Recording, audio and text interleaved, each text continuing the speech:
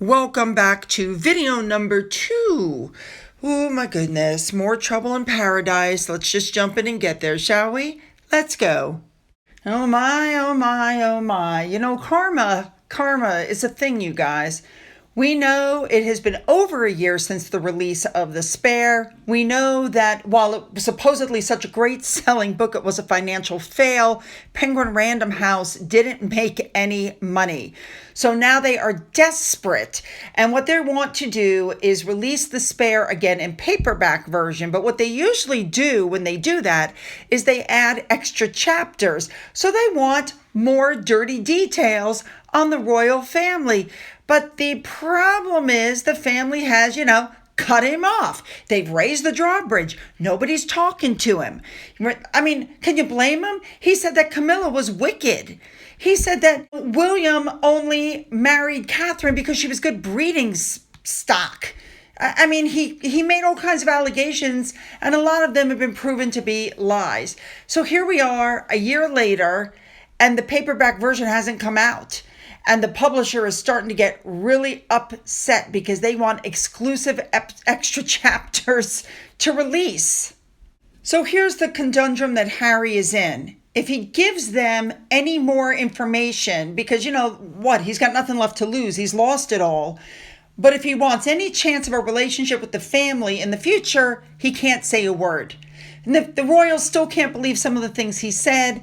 This has gone down in history as one of the biggest betrayals of the monarchy in the modern memory. And just to rub salt in the wound, they're saying, again, for his own personal gain, would send him so far into the doghouse, there'd absolutely be no way back and no chance of a reconciliation.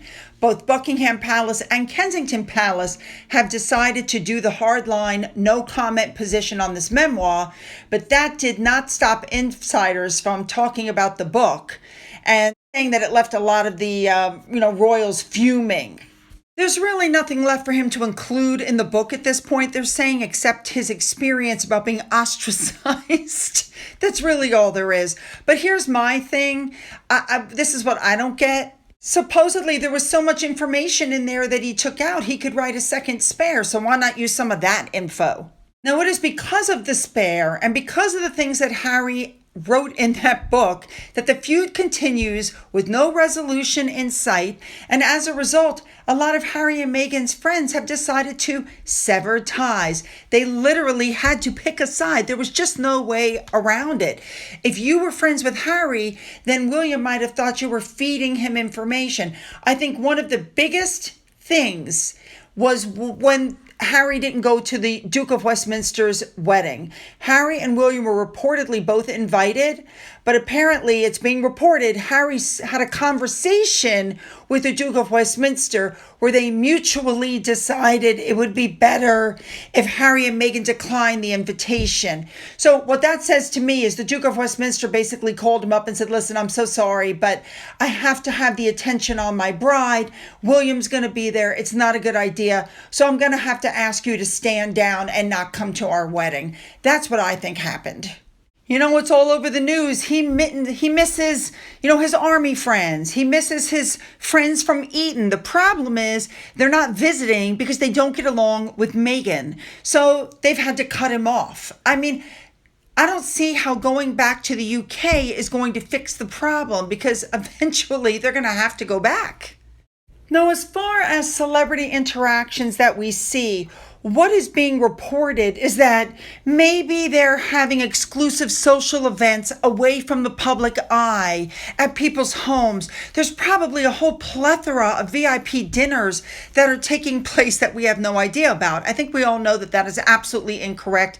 Meghan wants people to know when she's with other people. She wants the attention. And interestingly enough, we know that Oprah recently had her 69th birthday celebrations. There was a huge party and Harry and Meghan were not there. I'm sure they'll have some sort of excuse, like maybe the kids. I think they've used that excuse before. Truth is, they weren't invited. It was just the other day I did a video where I clearly showed you guys that Meghan is supposedly making a new circle of friends, the Montecito Mom Squad or the Markle Mom Squad, whatever the hell they're calling it, because she thinks that she's such good friends with these people. You know, she meets these people once, she'll share a private jet with them, and suddenly they're her best friends. These are the people she wants to be friends with, but they're not having anything to do with her, not really. She's still on the outside, banging on the door. Now, I am bringing this up because one celebrity pal that supposedly Meghan was so close to, and that's Ellen DeGeneres, right? She has had to cut, they're saying, Meghan Markle has had to cut ties with her after the controversies that are swirling around Ellen DeGeneres will not subside. Now, we know that Meghan and Portia and Ellen were friends, and she went to their birthday party where she was caught on camera during a vow renewal. We all saw all of that. And we know that Ellen had Meghan on the chat show in 2021. I also was able to prove to you that the audience had been packed with Meghan Markle fans. Free tickets had been given out to certain people. But now they're saying that she might have to Markle her.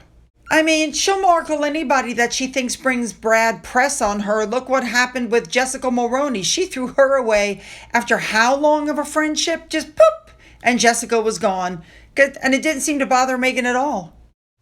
If you guys can believe this, their PR is now insisting that the reason you're not seeing them out and about with the A-list Hollywood celebrities is because it's a strategy, and they're doing that intentionally. Suddenly, it's all about them wanting to live the life that's, you know, a little bit lower below the radar, that doesn't end up getting them papped. We know what's going on, people. We're not stupid. Nobody wants to be associated with them. Anything that happens with them gets repeated. We know this.